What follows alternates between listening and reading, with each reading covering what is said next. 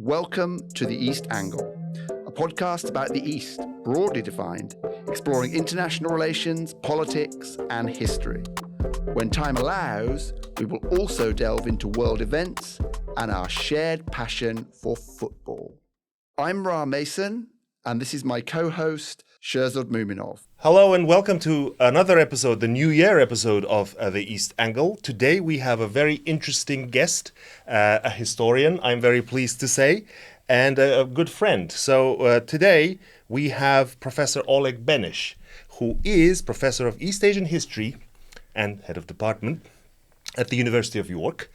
And he is in Norwich for a lecture that he gave yesterday at the Sainsbury Institute for the Study of Japanese Arts and Cultures, and we absolutely had to take the opportunity to invite him to the pod. And yesterday's talk was about samurai. So samurai is not the only thing that Oleg works on. He works on a range of subjects. So I have here his book on the samurai, Inventing the Way of the Samurai, Nationalism, Internationalism, and Bushido in Modern Japan. So we will leave the links to all of these books, all of the things that we mentioned in the description.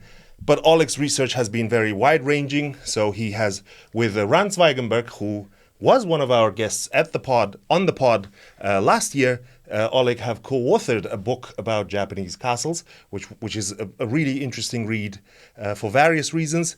He has written many articles, and I think he's currently working on medievalism, which was another theme that was in yesterday's lecture. So, I mean, my introduction is becoming too long. So without, I was just going to cut you off, Sherzod, without further ado, let's welcome Professor Oleg Benesch. Oleg, welcome, and thank you for agreeing to be on the pod. No, thanks so much, Sherzod and Ron. It's wonderful to be back here in Norwich, have the opportunity.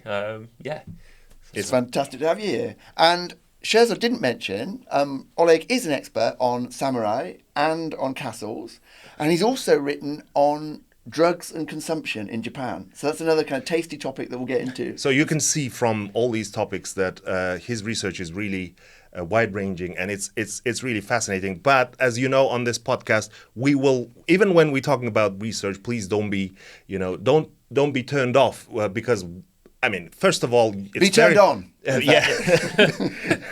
Scratch that. We will scratch that. That was good. That was good. Talking about, I mean, from all this, you can see how wide-ranging and how eclectic and how interesting Oleg's research. I'd like to start with a traditional question. We ask this to all our guests. Why Japan? That's a very good question. So, I mean, I was born and raised in Alaska, which, if you look at a globe, is not actually all that far from Japan. And, relatively speaking, I mean, everything's quite a ways from Alaska, but... Well, parts of it were occupied by Japan during the war. Yeah, the islands Attu and Kiska were occupied during the war. But yeah, growing up in Alaska, my mother is German, and we'd kind of go back to Germany a lot. And during the Cold War, when you couldn't fly over Soviet airspace, and you wanted to fly from Tokyo to London or Tokyo to Paris, you couldn't fly direct. So like now. Well, actually, we're getting back there. Yeah. But now the aircraft can fly around. You get these 15-hour flights. Yeah. Then the aircraft couldn't do it, and so everyone had to stop in Anchorage, Alaska, and we would get there, and the flights would go, from Tokyo to Anchorage, and then over the pole to Europe, and so we'd be the ones getting on or off with usually 300 Japanese businessmen. Right, there was also still smoking a lot on those flights, I remember from my childhood, but there was always these really strong connections between Japan and Alaska, and when I went to the University of Alaska, had quite a few Japanese friends there, mainly exchange students. And so Japan, it never seemed that far away for me. And from Alaska, Tokyo and New York are probably about equidistant. Oh, I didn't know that's a fun fact. It's like we like to say, because we are in Norwich, we like to say that Amsterdam and London are equidistant. And a lot of people don't like. It's hard to imagine, right?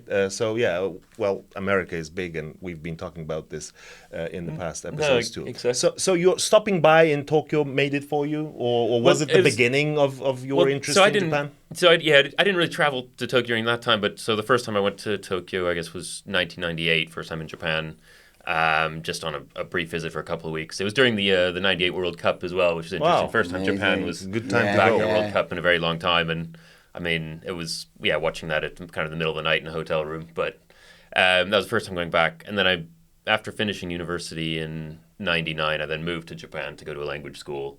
Then ended up spending about 6-7 years in total in Japan. Did my MA there, most of my PhD research. Never left. I thought initially when I'd go, when I went that, I'd spend a year or two learning Japanese and then I'd be done with it and have mastered it, and that's definitely not the case. So, we all feel like that. You learn Japanese until you die. I think even Japanese people sometimes say that. Over to you, Ra. Yeah, well, I was super interested about the timing. So you said that you went out in '98. Obviously, big era of change in Japan, but it's post bubble. Like, what were your impressions, and what kind of, how can we say it? Like, what did you think? Where did you think Japan was going at that point in time?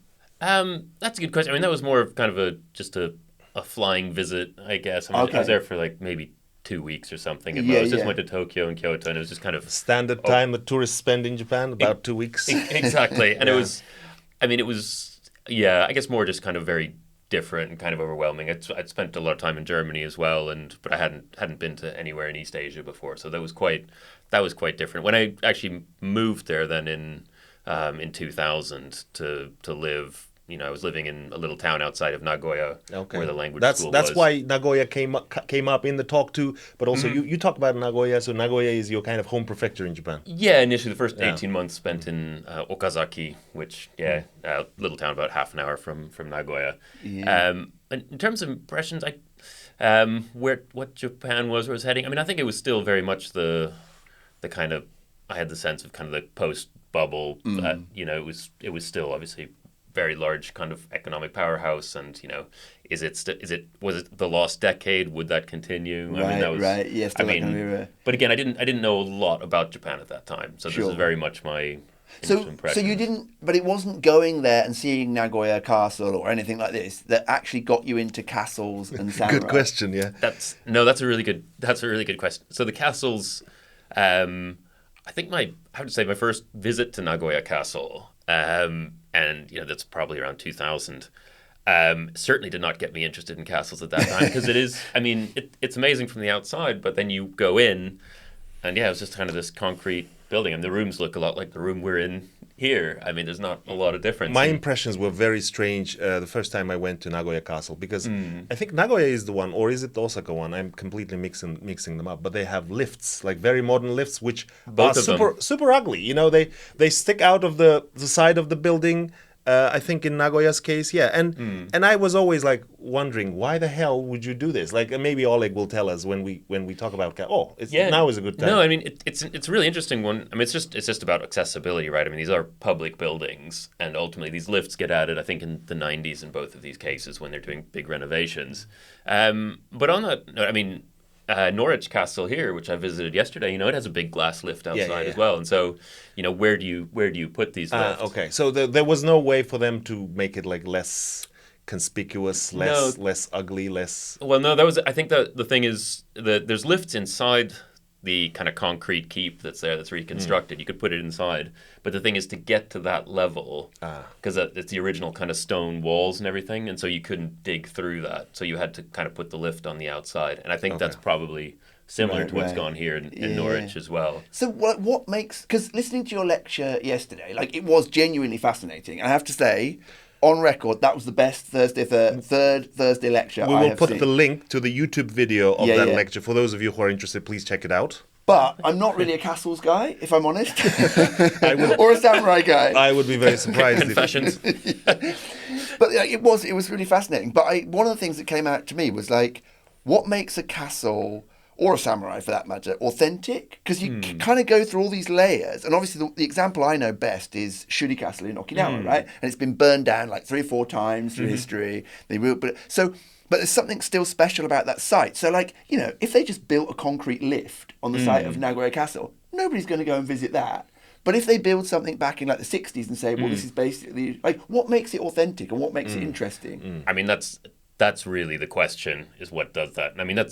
We kind of see that with Nagoya Castle at the moment, is, the castle keep at Nagoya is from late 1950s, I believe. It's a concrete thing, because the original castle keep, which was hundreds of years old, is burned in bombings in 1945. Right. The Second World War, it's destroyed, and then they rebuild it in the late 50s, kind of reconstructed. They have photographs. They have all the old plans for it. They know what it looked like. So the exterior is really kind of an authentic recreation, but the inside is a modern concrete structure. Right. And that's what you see all over Japan. And it's essentially, and it's very understandable that after the wartime, you want to build things that will last, or you don't want to rebuild out of wood. But what's happening now is, I think since the late 80s, there's been much more interest in kind of authenticity and heritage. And so the last concrete castle keep was built in the late 80s. And since then, all the reconstructions have been from wood. So if you go places like Kanazawa, it's an amazing reconstruction of the castle there. Right. Nagoya has rebuilt like the palace in front of the castle out of wood. It's also amazing. And they've now closed the concrete keep in Nagoya because it's no longer earthquake safe. Oh, okay. And the big plan in Nagoya is to tear it down and rebuild it out of wood. When it will be earthquake proof, even in wood. So they can put in steel girders and things, which is what they've done at Kanazawa. Right. So original wood, how it was built, but then you can put in steel girders and earthquake reinforcement. Where Nagoya has now run into issues is when you do this, like the concrete keep has, it has a lift on the inside, right? With the original plan and the original wooden one, the lift wasn't there. Yeah. Again, you're investing a lot of public money, and we're talking probably $500 million to rebuild this thing. Like, can you invest that much money and justify that for a public building that is not accessible then, right? Speaking on that question, speaking on justifiability or profitability, how much are castles an attraction to tourists? Like, have you? I don't know. You might not have studied it, but for us, when we talk about Japanese, foreigners in Japan, immigration and tourism is one of the topics that we discuss quite frequently on the pod. And as you know, each year a new record is set of cheap yen, all of those things. Yeah. Do these people go to castles, and do they leave enough money? Like, is it justifiable? Do you think, like, economically? That's a good question, whether it's ultimately justifiable. I think that's what people thought, and that's why in the 50s and 60s, one of the reasons we have this huge castle building boom at that time is because they're trying to draw tourists. We see so many castles being built in the early 60s, people trying to capitalize on the Olympics, also getting visitors from that to come to these regions. A lot of it is around regional revitalization. I think there's no question that, like, Osaka Castle is a huge destination. Yeah. It's one of the top tourist destinations. Because of the location? Because of the location. It's like spang in the middle. Yeah, exactly. Yeah. And the walls, the moat, all of that, very original. The keep is concrete, but still, it's an amazing site. It's a big park. We have something like Himeji Castle, right, which is still original. In my opinion, the most beautiful. Yeah, and it's a huge tourist draw. And so, these things, and the wooden reconstructions now, like at Kanazawa, or what Nagoya wants to do. And Shuri as well. These are huge draws. Yeah, but it does raise an issue about authenticity, because at the end of the day, if they just build it like you say, out of any old materials and make it, like, you could create a tourist attraction, right? But clearly somebody is in there going, no, this should be done, in an authentic way, so that it... That's exactly it. And I think that's where there was a big shift in attitudes in Japan that occurs probably already in the 60s, where kind of the central government essentially, because a lot of these castles are on, they are national kind of heritage sites. Yeah. And the central government then essentially says, no more concrete castles. They aren't authentic, essentially. And so you get a lot of smaller castles, which are kind of local authorities and things. Those are still being built out of concrete. Right. But no big central ones anymore. Yeah. And then you get that shift, especially in the 90s, where castles are only being built out of wood. Because, people in Japan don't want to go see concrete castles anymore. It is that authenticity issue that's really at the heart of these things. And that's also where this whole project started, where the project around castles, and one full disclosure for everyone, the project essentially looks at the history of castles from the Meiji Restoration, in the 1860s onward. So we're not looking so much at the medieval period, we're looking at what happens with these later. So authenticity is a big part of this. And the project comes from Ran's kind of award-winning first book, which is on Hiroshima, and kind of the atomic bombings and global memory culture. We will put a link to Ran's episode also in the description. Yeah, I mean, when Ran is doing this work on Hiroshima, and he's focusing he's looking at the archives, and he's looking at the Peace Park and all the sites that everyone knows around the A-bomb dome and all those things. And he's coming across all of these mentions to this castle, like Hiroshima Castle, which is being reconstructed out of concrete at that time. And the thing is, Hiroshima Castle, I mean, castles are military sites. Yeah. Hiroshima Castle was the center of the big Imperial Japanese Army base. Yeah. I mean, it's the Kure? biggest base. No, Army. Kure Navy Base. It's a Navy base, yeah. And so it's the biggest army base in Western Japan. I mean, it's a huge military site.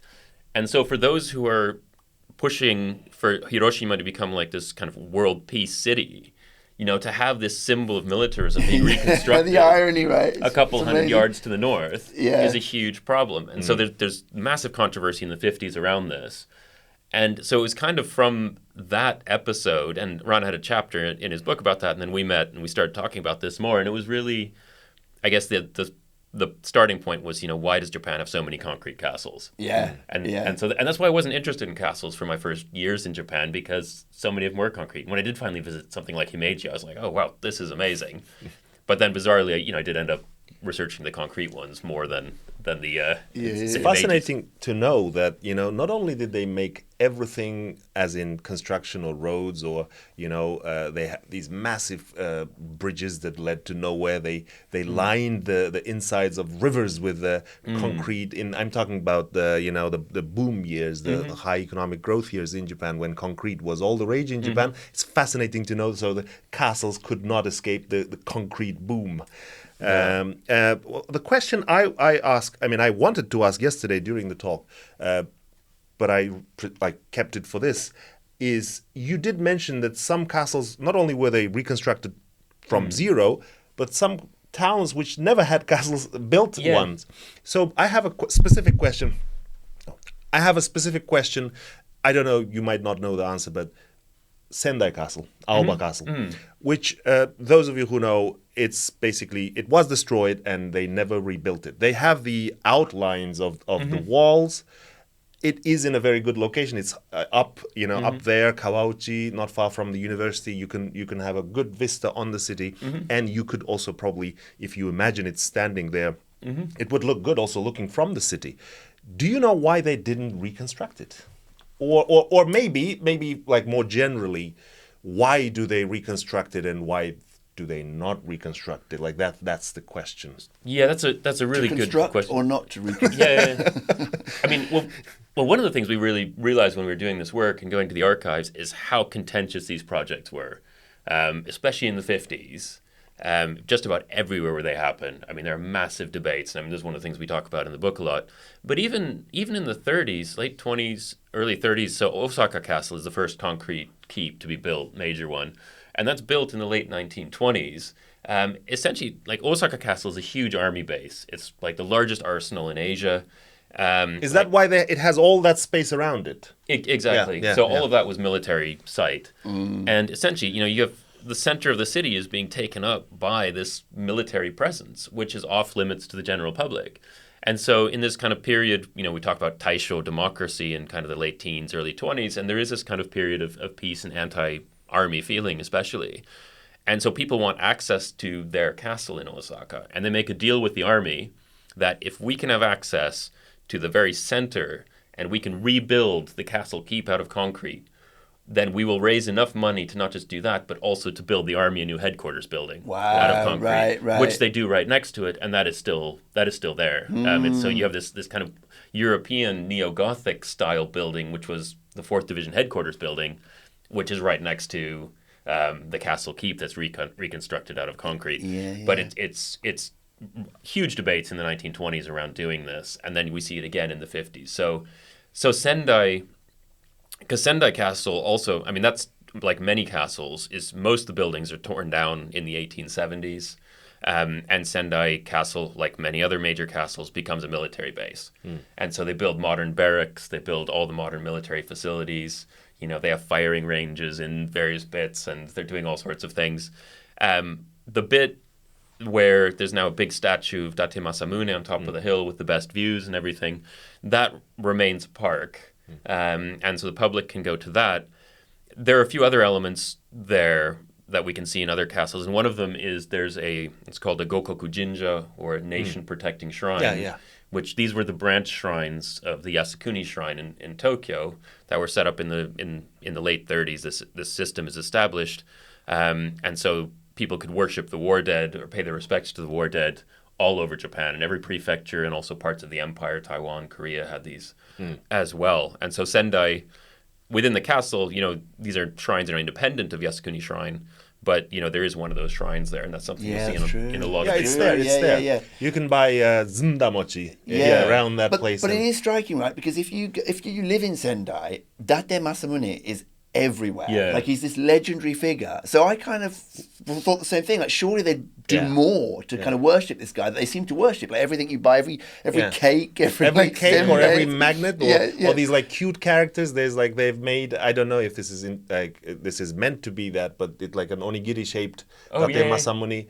Actually, I just the other day, one of my colleagues in New York, I think for Christmas, he got a nano block figure of like the Date Masamune statue, like nano Lego, which just really surprised me. It's like oversized head and those figures. Okay. Well, no, this is like a realist. Well, it's a nano block thing, but like the proportions are correct. It seems to be some collaboration between like Sendai Tourism Board and Nanoblock or something, but I thought that was quite odd. With a crescent on his helmet. Yeah, exactly. Yeah. So those of you who don't know, Date Masamune was one of the absolute legendary daimyo, or the lords. He was one of the most powerful lords in Edo, Japan, and he was, I think, on good terms with the Tokugawa, who were the shogun's family. So, I mean, maybe you can tell us more, because I think we are segueing nicely into the samurai. Yeah, because I think samurai are, I mean, again, the connection is quite obvious, but I think we would also like to ask you many questions about samurai, and some of our readers actually have sent us questions. So tell us a little bit about Date, if you may, if you could, because he was one of those absolutely legendary figures. There were several others, those of you who've watched maybe Kurosawa's Kagemusha, 1980 film, will know that Takeda Shingen is one of my favorite. Uesugi Kenshin, who was actually Takeda's rival. I think they did actually fight at some battle together, didn't they? So, but Date was also quite interesting. Yeah, and he's obviously he's known as Dokugan Ryu Masamune, often like the one-eyed dragon. He's got this eye patch and like really kind of distinctive figure. It's interesting, kind of the views of him. What happens, because he is a regional daimyo, obviously very powerful, but kind of in the northeast, he is close to the Tokugawa. But then what happens and how he's used then in the modern period is quite interesting. I mentioned the statue also because we talk about this a bit in the Castle book, because it's this really kind of impressive equestrian statue that is built there in the center of the old castle keep, on top of this giant pedestal. In the early 1940s, like so many other statues, it gets taken down to be melted down because they need the metal for the war effort. And I'd really recommend to anyone Sven Saaler's amazing book, Men in Metal, which is open access from Brill. We'll put a link down. Yeah. It's but brilliant. we wouldn't recommend melting down your local statue. Yes. Well, or throwing it in the Bristol harbor or something. Yeah. I mean, there's all sorts of approaches. Yeah. But this one, it gets taken down, it gets melted down. And then right after the war, they decide, we need to put another statue of Masamune up. But Japan is now, it's under the U.S. occupation. It's no longer kind of these militaristic samurai that we're dealing with that we really want to celebrate necessarily at that time. So the new statue they build is of Masamune as like a lawgiver, and it's just him standing there dressed like a Confucian scholar, and kind of this peaceful lawgiver, this wise man. After the U.S. occupation ends in the mid-50s, they said, no, actually, we'll go back to the warrior. They get rid of the lawgiver one, and they get the original one. So now we have this kind of equestrian thing again. I prefer the equestrian one. I mean, it's an amazing statue. Date overlooking his realm, it's very impressive. I mean, actually, just on Sendai, and I mean, Ran is doing some research on Date Masamune at the moment, but one of the things which we talk about in the book, and there's another thing that people will see it in castle sites around Japan, is as part of this process of democratization of Japan that happens, and especially these castle sites, which again are huge military bases. So you clear out the military in 1945, and you turn them into kind of these sites for the public, for the new democratic Japan. You build parks, schools, sports facilities, and universities. And Tohoku University, they clear out the military, the garrison out of Sendai Castle, and they then build a university. And Tohoku University is still there in the Kawaguchi campus. Yeah, absolutely. That's interesting. You talked about democratization as well. I mean, I'm going to pull the historians away a little bit here. Don't pull us too far away, because we're still on the samurai. But yeah, go on. Sure. Well, okay. We can definitely come back to them. But it seems to me like samurai are quite, from what you were talking about as well, are quite deeply kind of ingrained into, or at least, how could you put it? They were utilized, right, partly to drive Japan's militarization. And then when there was this process of democratization, they've become more of these sort of historical, maybe semi-worship, but sort of almost romantic figures, right? Less than as something that drives like this militaristic spirit. So I'm wondering, like, you look at Japan now, do you think that democratization process has continued? Or are we, when we talk about remilitarization and all that stuff, is there going to be more and more of these kind of samurai images evoked or used to try and kind of drive nationalism? I mean, that's such a good kind of important question, because the samurai image can be, because the samurai are so diverse over so many centuries, you can find an example of something to back about just any cause you want, really. And especially if we start talking about like Bushido, the way of the samurai, the way of the warrior, because that's a word that isn't really used much before the 1890s. And so again, you can fill that with meaning. It's kind of a vessel. And some people can do what I call imperial Bushido, which is essentially what we see in the early 20th century from the government, what the military uses, where it's like focusing on loyalty to the emperor, worship of the emperor, and kind of self-sacrifice. And, that's one version of the samurai Bushido. But then actually, the first Bushido discussions that come up, and a lot of the views of the samurai we have in the 1890s, they're comparing this to English gentlemanship. It's actually a lot of Japanese Christians who are writing on this, and they're trying to see parallels to what I would say is almost kind of the British kind of schoolboy ethic. I mean, that's what Nitoba Inazo kind of compare. He talks about Tom Brown's school days, and Tom Brown as like kind of, that's the sort of ethic that the samurai had of like loyalty but also like fair play in a fight and things like that. Nobility. Chivalry. Exactly. That's it. Exactly. It's comparisons with chivalry. And what that also means is that it is entirely compatible with democracy in some of these narratives. And that's what we kind of then see in the 1980s is Nitobe's, and Nitobe himself is an American-educated Quaker, essentially. He's quite he wrote the book in English, few people know about the Bushido book, which made him very famous in the West. Exactly, right? It gets published in 1900 in English, becomes a global bestseller, but he becomes popular in the 1980s because it is this kind of pacifistic, internationalist Bushido that is really there for kind of the new democratic Japan. Right. Yeah. Whereas this imperial Bushido that I mentioned, that interpretation gets rejected after 1945. It's making a bit of a comeback. So when you're talking about militarization, there are people who are bringing these things back, but it's competing with this other version of Bushido. And any bookstore you go to, if they have one book on Bushido, it's not mine. It's Nitobe Inazo's. It might be both. Bushido, the Soul of Japan. Wow. Okay. Yeah. I think I read somewhere that Tom Cruise supposedly read it 7 times before doing The Last Samurai. Right. Okay. And it's and it's so in that sense. And there've also not just kind of popular writer like Nitobe, and a lot of popular writers who do this, but academic historians. I think there's a Kasaya Kazuhiko, maybe in the late 80s, early 90s, he wrote a book which was essentially about like kind of democratic kind of processes within early modern domains and like samurai families, and saying, well, actually it's not autocratic. There are these kind of communal decision-making processes that are there that are maybe the basis for, Japan's modern democracy. And so there is a big move after the war to kind of try to find the roots of kind of this new kind of pluralistic society within the samurai still. Yeah. Can I probe you a little bit more on the uses of the image of the samurai? Because you gave us fascinating examples of comparisons between, say, the English public school system.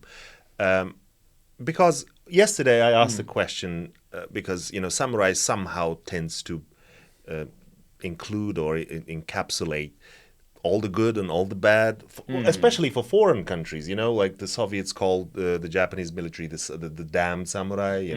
We talked about the Chinese calling them dwarf bandits, all those kind of things. So can you give us more examples, or maybe the best examples or the most ingenious examples in which the Japanese state itself, modern Japanese state, starting with Meiji onward, has used samurai as you might call it a propaganda tool, you might call it something like, something or a symbol or maybe, belief systems that are associated with the samurai. I'm making it very complicated now. That could be used in raising children in school settings, in army barracks, or general society, general public. Yeah, no, I think probably one of the best examples. So, I mean, school books after about 1900, when kind of after the Sino-Japanese War and Japan defeats China in 1895, there's much more kind of militaristic kind of sentiments that are coming out. There's kind of much more also confident in Japan, not necessarily modeling itself on the West to that same extent, but saying, okay, actually, no, there are things about Japan which are actually superior to the West. And one of these things is kind of the samurai and kind of Bushido and these ideas. And we start seeing it in military education. We see it in school education. Children's books, have all these examples of famous samurai. The main one, as mentioned yesterday, is this 14th century warrior Kusunoki Masashige, who's, loyal to the emperor, which is really rare for samurai. But he's supposedly this example of that. And there's a big statue of him. Godaigo, you mentioned. Yeah, the Emperor Godaigo in the 1330s. This is Ashikaga period, Muromachi period, isn't it? It's right at the start of the end of the Kamakura period, and then the civil wars in the 1330s, and then going into the Muromachi period after that, and the period of the southern and northern courts. So we go into the Nambokucho period, the northern and southern courts, but. Kusunoki, we have this big statue of him in front of the Imperial Palace in Tokyo, and that's one of the very few statues in Japan that isn't melted down. Is that because he was loyal to the emperor? He was believed to be loyal to the emperor? Exactly. That's because people think, and he was also on the banknotes and everything else. And on that militarism issue, it's really interesting. A couple years ago, the cover of the military's white paper, the self-defense white paper, or Ministry of Defense white paper, I guess it would be. The cover of that is an ink brush painting of the Kusunoki Masashige statue, which is quite interesting. I mean, that is slightly ominous. They don't say that. Right. They just say an equestrian warrior. But it's obvious. But I mean, if you look at it, I can't see anything there but the Kusunoki Masashige statue. So that's one of the areas we see this kind of going into the education system and into propaganda. I think around 1908 or so, we have a huge push for something called kokumin dotoku, so like national morality, which Inoue Tetsujiro, this professor of philosophy at Tokyo Imperial University, is one of the big leaders of that, and he's kind of also the biggest name in Bushido. And kind of Bushido becomes a really key part of that, and it becomes a key thing in things like the Kokutai no Hongi, like the principles of the national polity. The 1937 Japanese Ministry of Education document, which was released specifically to negate the West, to actually rally the popular support against the West. Yeah. Exactly, and so we really see it. There's a lot of it in the education system, also popular culture, other things. I mean, to be fair, I mentioned Sven Saaler's excellent work on statues earlier, but he's also got a forthcoming article where he looks at the military, and he argues that actually Bushido is not as prominent as some other ideologies, especially emperor worship. He has a really compelling case. I think I agree. It's really interesting, and it's an excellent piece, which should hopefully come out in March.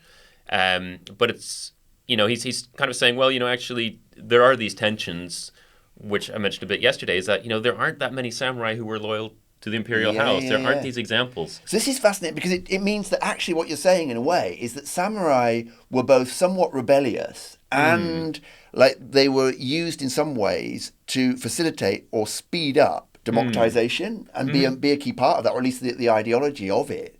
So I wonder if I can kind of, again, I'm pushing it into the present here, but I'm thinking, like, how do you see that now in Japan? I mean, you've written, as we mentioned earlier, on things like drugs and consumption in Japan. That, you could argue, in the early 2000s is kind of the pinnacle of democratization, whereas now you see countries, Northern Europe, North America, legalizing cannabis and so on, whereas in Japan, looking at 5 years for smoking a joint, So what's going on there? Ooh, I mean, I haven't really related the samurai to drugs. Do it now. Do it now, Oleg. I mean, which we can potentially get. I mean, I think that little kind of drug interlude in the 90s is like a different thing. It's not influenced by any of those ideologies? I don't. For our listeners' sake, can you please explain what the interlude was? So, so this is the magic mushroom moment. So this was a piece I wrote as part of an edited volume, which came out about a year and a half ago. So in 2019-ish, so right before the pandemic, Judith Vitale, who's a historian of Japan at University of Zurich, put together an amazing kind of workshop conference on kind of the history of drugs in Japan. And it was also to kind of commemorate kind of about 25 years since the publication of John Jennings' book, The Opium Empire, which is kind of really kind of path-breaking kind of book there on history of drugs in Japan. And John Jennings was there as well. It was wonderful to get his comments, and he's written an excellent kind of conclusion to the book that we edited. So Judith, and then Miriam Kingsburg-Kadia, who's kind of one of the top experts on kind of history of drugs in the 20th century in Japan, and we edited this thing kind of through the pandemic. It kept us busy and sane. But essentially, we're looking at kind of the history of drugs going from the early modern periods, kind of late medieval, early modern period, all the way to the modern. One of the chapters in this book is open access at the start. So anyone interested in the history of drugs in Japan, the open access chapter is a good place to start, which gives a really good overview. And then, so most of the chapters kind of deal with the kind of early modern Meiji period, and then up into the early 20th century. And then there's I think 3 chapters that deal with the post-war, and mine's kind of the last one. And I was focused on, which for me is not a period I normally work on. It's a period I've lived rather than studied in that extent. And that was participant observation. Well, but I mean, and that was the thing when I first went to Japan. In '98, I was just there for 2 weeks. But then in 2000, when I moved there, one of the things that quite surprised me is to discover that, magic mushrooms and peyote were just openly for sale in shops in Japan. And completely legal. And completely legal. Was that a loophole? Was that the Japanese government didn't notice it was a loophole, right? But the reason I'm throwing the question to you, Oleg, is because I was there in Japan at the same time, right?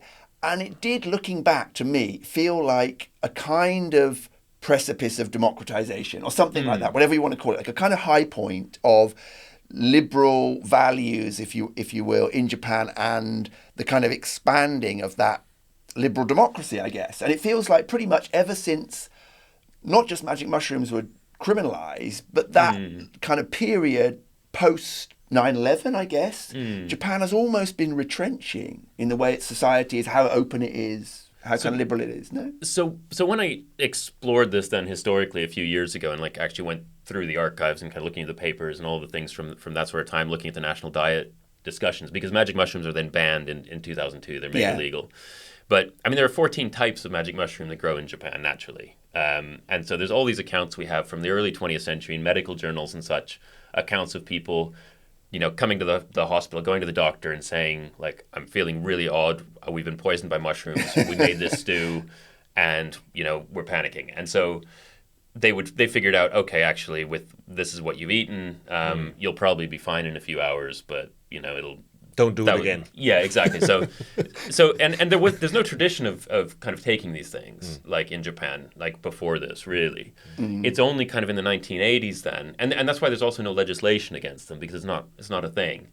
It's only in the 1980s when you start getting all these kind of Japanese backpackers, like solo travelers, who are going on the global backpacker circuit, who are going to Southeast Asia, who are going to Central and South America, who are then encountering these things and encountering magic mushrooms and then coming back to Japan and consuming them. And they're often actually, even though so many of them grow in Japan, they're actually being imported from the Netherlands and places like that. In a sense, the law just isn't there to deal with these things.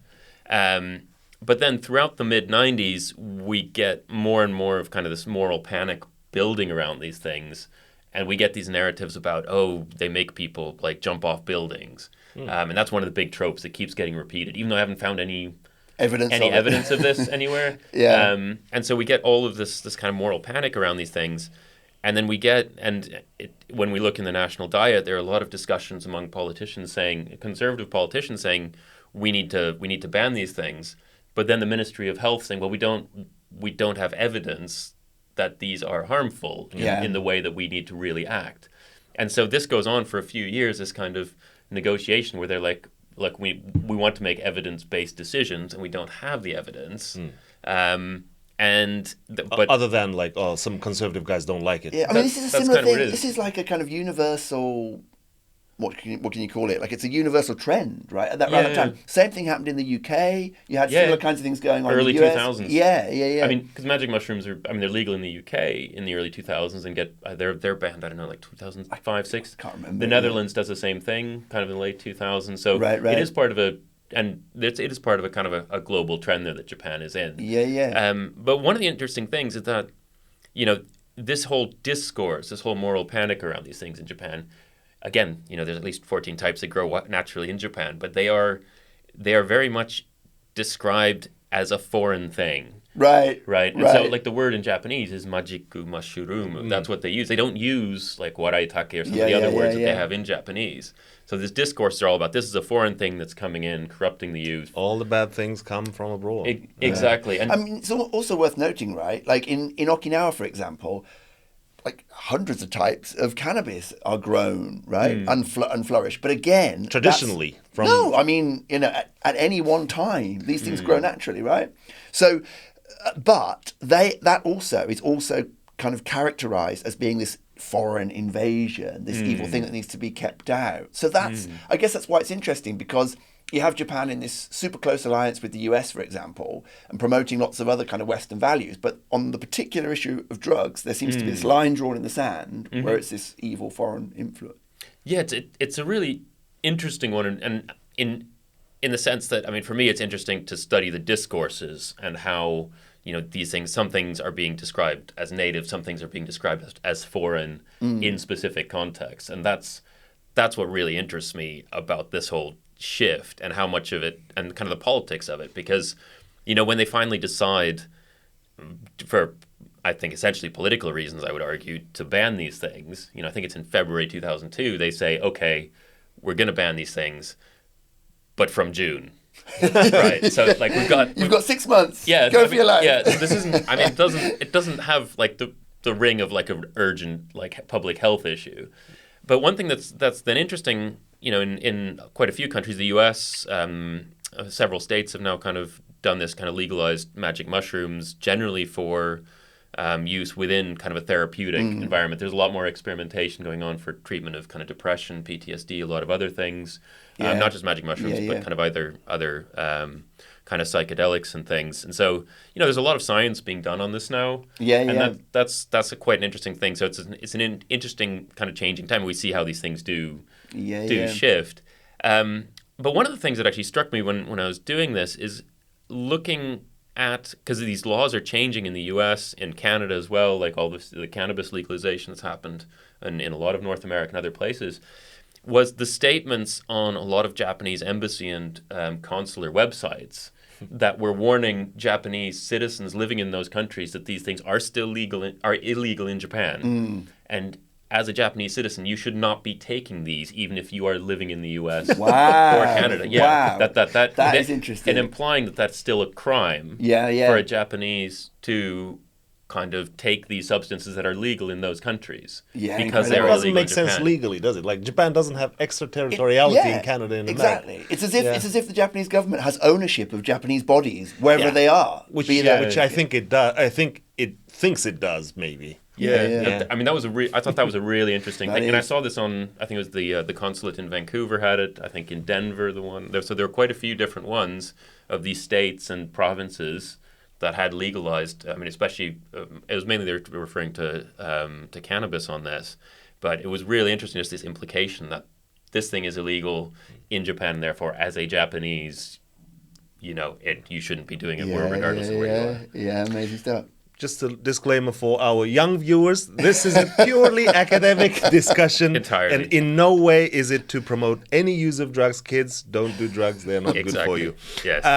I think we will take a break now. And after the break, we will ask Oleg some of the questions that we received in social media.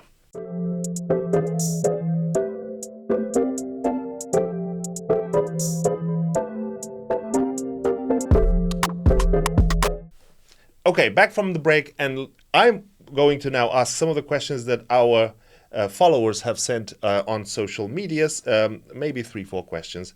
So the first one I'd like to ask is... Yeah. How long is Sherzod's piece of string? What's that? Yeah. So the first question is by somebody called Jeanne d'Arc, and it's quite funny because you mentioned Jeanne d'Arc in your talk yesterday. Why katana, or the swords, were sacred for the samurai? Oh, yeah, that's a really interesting question. I mean, the history of swords is absolutely fascinating, just as kind of as objects. I think a lot of that is kind of now kind of retrospectively kind of put back on kind of the samurai and earlier warriors. I mean, one of the things we have is we have a lot of these swords left over. We have swords that are over 1,000 years old that have still kind of survived, and we have things that are not that old but still in amazing condition. I think it's because they are these amazing kind of works of craftsmanship and art, really, and they are very sharp. And they are very sharp. I mean, there's various studies on how well they would perform relative to various other types of swords and this and that. I think there's plenty of YouTube videos that people can look at it around this sort of thing. But I think what's interesting is that it's really just so identified with the samurai. I mean, especially the kind of the two swords that early modern samurai would wear as a status symbol.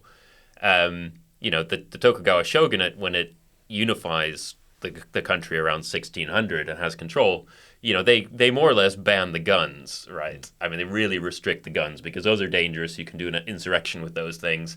But they have the samurai, they allow them to keep two swords as symbol of their status. And so that's, I think, when the sword really becomes a status symbol. But I think one of the things with a sword is it's not really a very commonly used weapon on the battlefield. I mean, samurai initially, when we're talking about kind of the late Heian period, so we're talking 12th, early 13th centuries, they're mounted archers mainly. I mean, it is small bands of mounted archers, which is really expensive, to maintain, the armor, the horse, the weaponry, the training. Mounted archery is incredibly difficult. They have swords as kind of auxiliary weapons, but that's not the main thing they're doing. As the armies get larger, we start getting pikes, we start getting conscripted peasants, people using different weapons.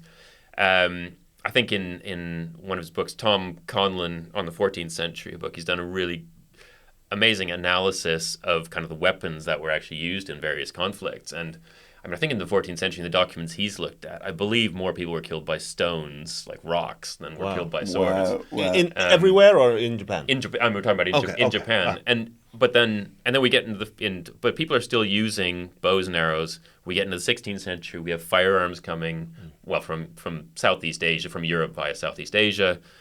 Guns are everywhere by the late 16th century.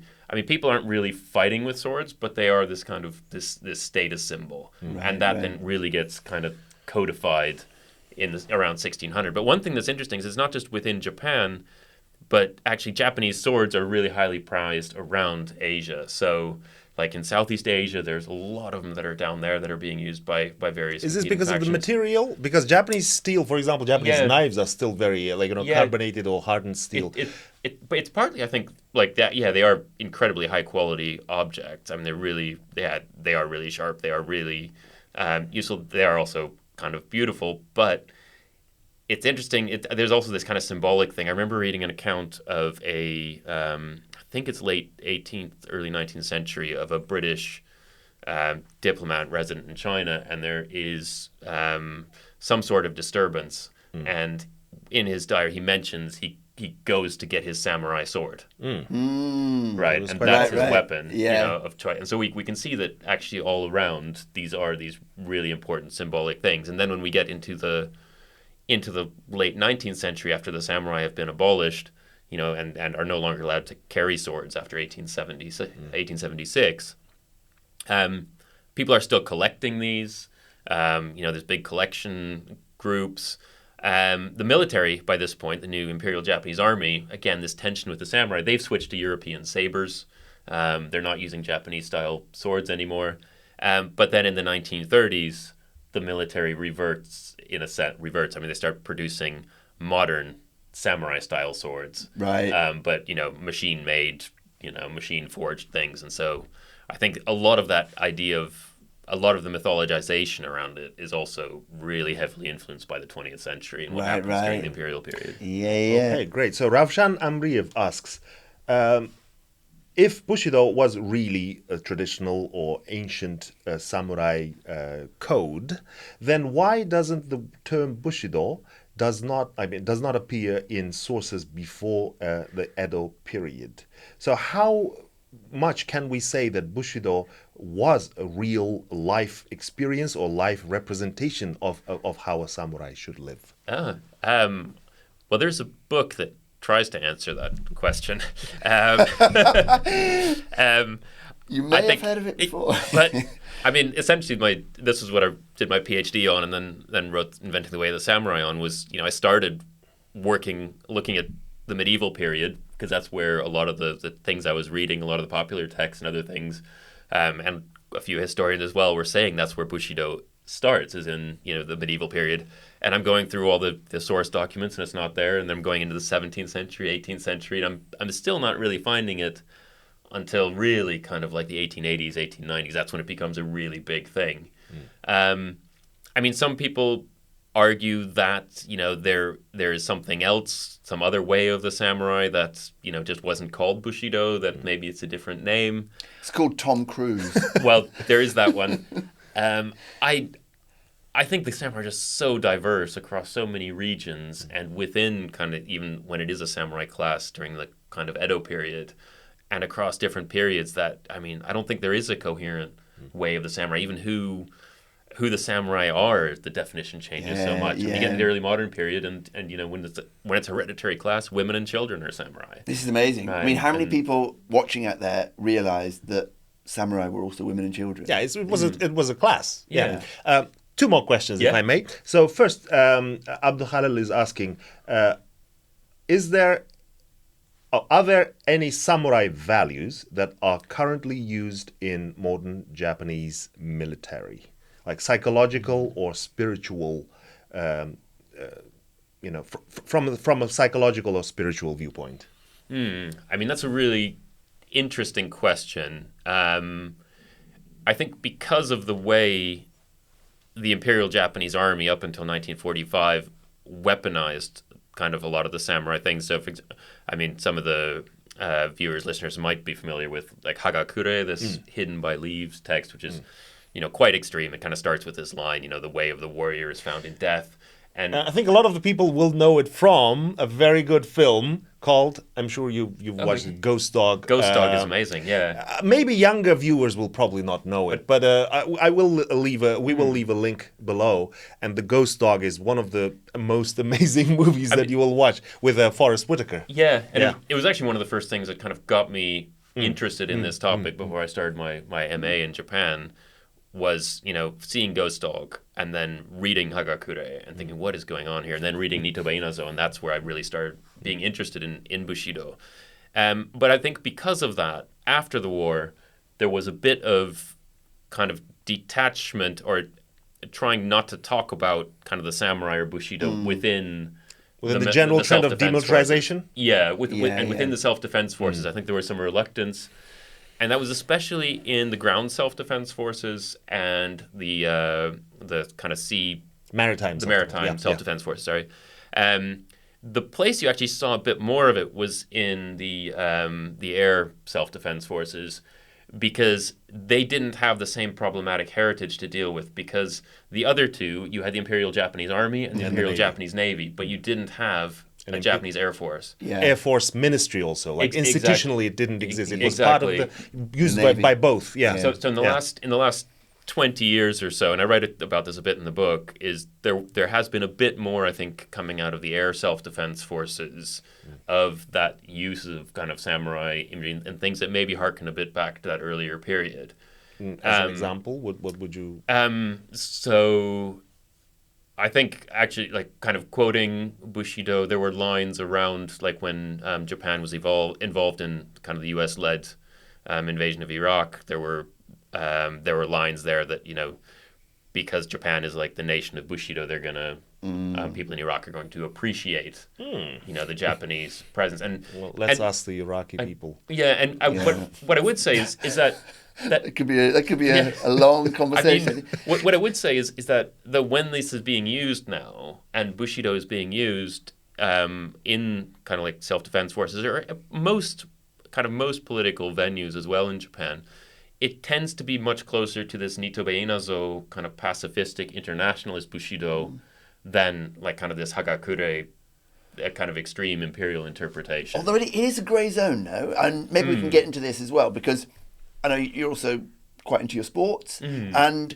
sports seem to be full of this samurai Japan stuff, right? And that's leaning a bit more towards the militaristic. No, it's this idea of strength and power and crushing the opposition, rather than this fantastic international team that's based on, I don't know, like total football in the Dutch case or whatever. Like, it doesn't have that kind of spirit to it, no? Yeah, I mean, it's like, as say, like, you know, the Japanese men's football team is, you know, Samurai Brew, right? You know, and then the baseball team, Samurai Japan. So, like, we have, like, samurai imagery is used in pretty much all sports in Japan. But it does tend to focus on those kinds of values that we might take if we think about, like, the Victorian chivalric revival and kind of like knightly virtues, sportsmanship, you know, these Fair play.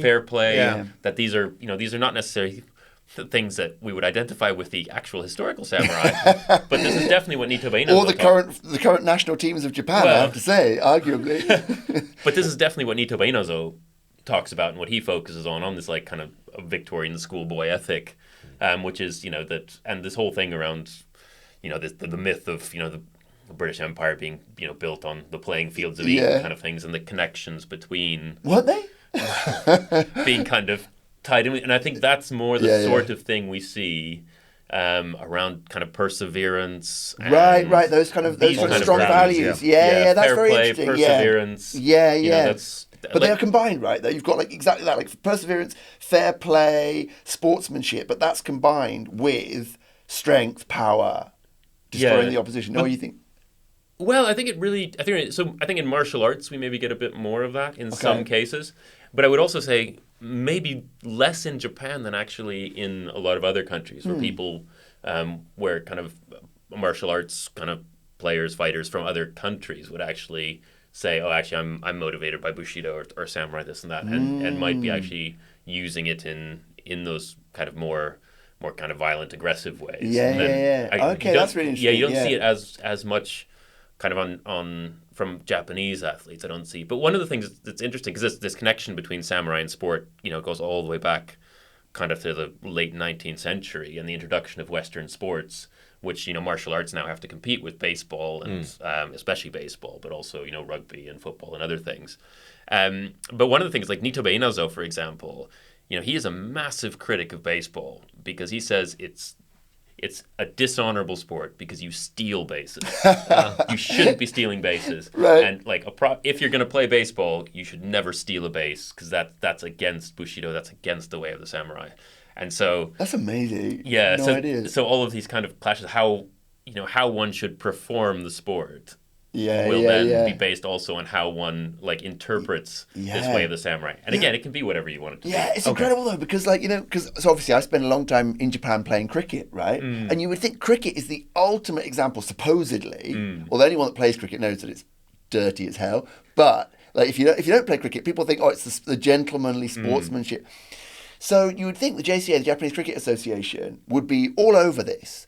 But in fact, this is the only country I've ever played cricket in where people will never walk. Like you nick the ball behind, like whatever you do, the umpire's decision is final. So in other words, you play pretty much as hard as you can. You bend the rules as far as possible, and it's only the umpire and intervening that prevents, means you're out or not out or whatever else. So in other words, it's the least sportsmanshiply sport in Japan. Yeah, no, and those conflicts, it's just down to how people interpret things. Yeah. The uses, I'm interested in kind of the use of like the samurai spirit in rugby, right? That's obviously a very big sport in Japan now. And that's got a similar kind of it's how people call like the hooligan sport played by gentlemen or whatever. Right? And, And I'd be really interested, how is the samurai spirit or those ideas being used in that? Yeah. Without making this too long, one final question. So one of our readers, whose name is Farhad Narbekov, he's actually, did it the smart way, went on ChatGPT, he said, and I give me some questions that you don't have exact answers to, but the professor might answer. So there's like a bunch of questions. I'll choose one, and that one is, if you had an opportunity to remove or to destroy completely one myth or one wrong fact or belief about the samurai, which myth would you choose to destroy or to erase completely? That's a really good question. And this answer can't involve Tom Cruise. Oh well. Okay, my second best answer. Really, I think it's just about kind of the myth that it is some kind of innately, purely Japanese thing, and that it kind of influences the way people in Japan today or at any period in history behave and act on the whole, that it has this outside influence. And again, I think this is something that is more prevalent, I think, outside of Japan than within Japan often. I think most people in Japan do not think about the samurai most days. Sure. Probably quite rarely. But I think a lot of people outside of Japan, when looking at Japan, that's one of the first things they think of. Yeah. And that's one of the first things, video games, all these things. There's just so much samurai content, and that people will go there for that. What video games would you recommend for those of our readers or our listeners who like to play a video game and are interested in samurai? I think, the last one I kind of engaged with to an extent was Ghost of Tsushima, which is really interesting. It's a fascinating game, interesting to learn about kind of the history of that. There's some accurate in terms of bits of it, but there's also quite some anachronistic things. More recently, Assassin's Creed Shadows, which I haven't played, but the recreations of castles and other things, like the worlds that they've created, are pretty amazing. And then Ghost of Yotei, I haven't played, but the trailers and everything I've heard, gameplay is pretty fantastic for that as well. There are so many amazing games, and one of the things around those, which kind of gets back to that earlier point, is that these kind of top global best-selling video games about samurai, they're produced by foreign studios. They're produced by French studios, by American studios. They're bringing in Japanese kind of experts as well on these things. But, it's really a global commodity now. It's a global icon, and everyone can kind of appropriate it and kind of cash in on it and use it. And that's what's really interesting. And I think that's where the samurai probably are almost more influential outside of Japan now in a lot of ways than within Japan. And within Japan, and this goes back to kind of the late 19th century and also Nitobe Inazo, it's an image that is also created and curated to present outside. Nitobe Inazo writes his book, Bushido, the Soul of Japan, in English for a Western audience to explain to Westerners what Japanese morality is, what to explain Japanese behavior. Because again, he's a Quaker, and he himself, he's supposed to be getting these questions. Well, if Japan doesn't have Christianity, what does it have? Right. And so he's trying to interesting. Exactly. And that's his explanation. Amazing. Amazing answer, Oleg. I would like to make an announcement about Oleg's upcoming exhibition at the British Museum. So those of you who are in London or who plan to be in London between the dates of... I think the 3rd of February and the start of May, so 3 months. So between February and May, an absolutely amazing exhibition coming up at the British Museum, which has been co-curated with Professor Benesch, co-curated it with Rosina Buckland, who is a curator at the British Museum. Can you tell us a little bit about the exhibition and what things to expect and why you think it's fun? Yeah, no, it's thanks. There's so Rosina Buckland, she's fantastic. She's the curator of the Japanese collections of the British Museum, and she and I have been working on this for the past 5 years. She got in touch because for these are really the big major exhibitions that the British Museum does. They tend to bring in kind of a research partner, usually from a university, and so she asked me to kind of help out with this. And so she and I have been working on this, kind of working on the exhibition for the past 5 years, kind of designing that. And then also we have a separate kind of research project we've been doing about kind of the samurai, which, brought together over 20 people from around the world. And there'll be some publications around that coming out soon. And the exhibition book is now out. It's already available from British Museum Press. It looks wonderful. And we have some short columns from all the participants in the larger research project. So, yeah, we're really excited. And, yeah, it'd be wonderful for anyone who can make it to London to fantastic visit. stuff. I'm looking forward to it, and I will take my children if I can drag them out of the house. So thank you, Oleg. Amazing talk, fascinating. I mean, I would spend the rest of the day actually talking to you about these topics, but you have to get back to York. So thank you again for coming, and it's been an amazing podcast, I think, and I think our listeners will also like it. And thanks also for the answers that you gave to those questions. No, thanks so much, and yeah, to both of you, and thanks for the questions online as well. That's wonderful. Thank you. And to all our viewers, if you have not subscribed to the YouTube channel, please do. And stay tuned for the next one, which will be in about a month's time. This podcast has been produced with support from the Faculty of Arts and Humanities at the University of East Anglia, UEA. The hosts are grateful to the UEA Media Production team. Technical assistance has been kindly provided by the technicians at the UEA Media Suite, who have also engineered and edited this episode. The views expressed in this podcast belong solely to those who express them and do not represent the views of the university or its affiliates.